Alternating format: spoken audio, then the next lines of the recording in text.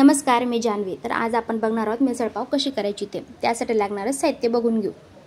तर बघा, इथे मी घेतलीत मोड आलेली मटकी, टमाटे, बटाटे, निंबू, त्याच्यानंतर उभा चिरून घेतलेला कांदा, खोबऱ्याचे काप, लसूण, अद्रक, जिरे, घरचा मसाला, धणे, तिखट, हा मिसळपाव मसाला, त्याच्यानंतर मोहरी, हळद, काही बेसिक खडे मसाले घेतलेत, त्याच्यानंतर पाव आणि फरसाण। तर आता आपण घेऊ कृती करायला। तर बघा, ही आहेत मटकी जी मोड आलेली आणि यांना मी घरीच मोड आणलंय। तुम्हाला याची रेसिपी पाहिजे असेल तर तुम्ही मला कमेंट करा। त्यानंतर आपण ही सगळी मटकी एका बाउलमध्ये काढून घेऊ आणि हिला आपण स्वच्छ धुवून घेऊ। त्याच्यानंतर आपण गॅसवर कुकर ठेवायचा आहे, त्याच्यामध्ये थोडं तेल टाकलं आहे आणि त्याच्यात टाकू आता जिरे, मोहरी, हळद आणि नमक।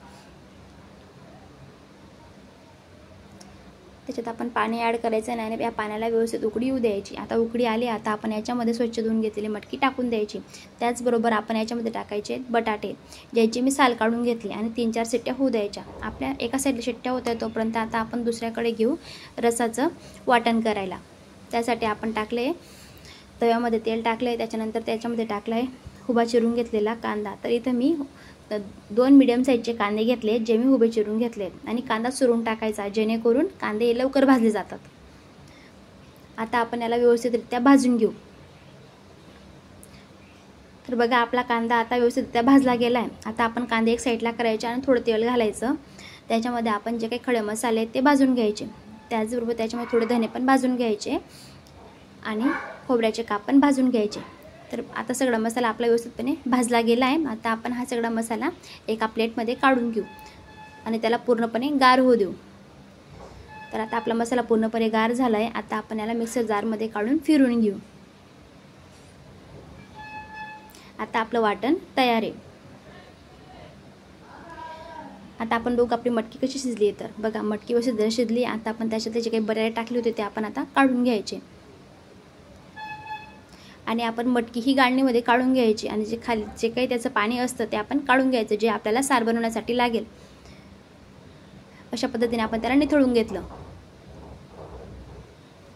आता आपण बघा, गॅसवर कढई ठेवली आहे, त्याच्यामध्ये टाकायचं तेल, त्याच्यात टाकायचे जिरे, मोहरी आणि जो काही आपण वाटून घेतलेला मसाला आहे तो आता आपण त्याच्यात ॲड करू।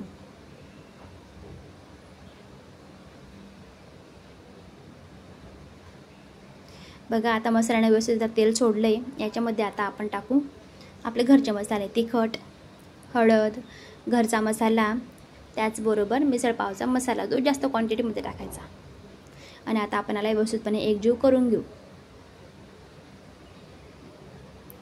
बघा, मसाल्याने आता तेल सोडायला सुरुवात केली आहे। तर आता आपण टाकायचं याच्यामध्ये पाणी, थोडं थोडं करतच पाणी टाकायचं आणि हे तेच पाणी आहे जे आपण मटकीचं काढून घेतलं होतं। अशा पद्धतीने।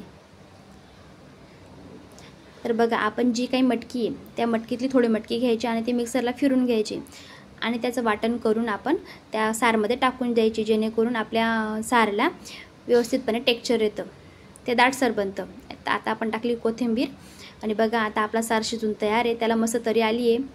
आता घ्यायची आपण प्लेट तयार करायला, त्याच्यात टाकली आपण मटकी, बटाटे, थोडं फरसाण, सार। अशा पद्धतीने आपली मिसळपाव रेडी आहे।